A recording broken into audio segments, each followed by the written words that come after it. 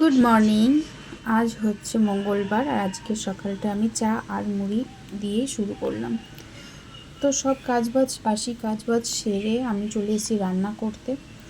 তো আজকে আমি রান্না করব হচ্ছে ভাত আর সয়াবিন আলুর তরকারি। আমি একটু নিরামিষের দিকেই গেলাম। তো আজকে সব কাজবাজ সেরে আমার রান্না করতে করতেও বেশ লেট হয়েছে।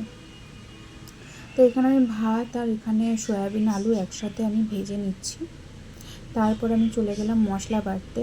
কাঁচা লঙ্কা, আদা, যেগুলো নিরামিষ মশলা যায় তো ওগুলো দিয়ে আর গুঁড়ো মশলা দিয়ে একসঙ্গে আমি গরম জলে পেস্ট করে রেখে দিই। তারপরে এই যে এখানে মশলাটা কষিয়ে তার সাথে আলু আর সয়াবিন দিয়েও ভালো করে অল্প জল দিয়ে আমি মশলাটাকে কষিয়ে নিচ্ছি, সাথে আলু আর সয়াবিনটাকেও।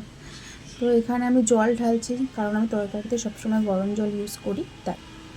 তার সাথে সাথে সাইডের কাজগুলো গুছিয়ে নিচ্ছি। এখানে আমার সব গোছানো হয়ে গেছে।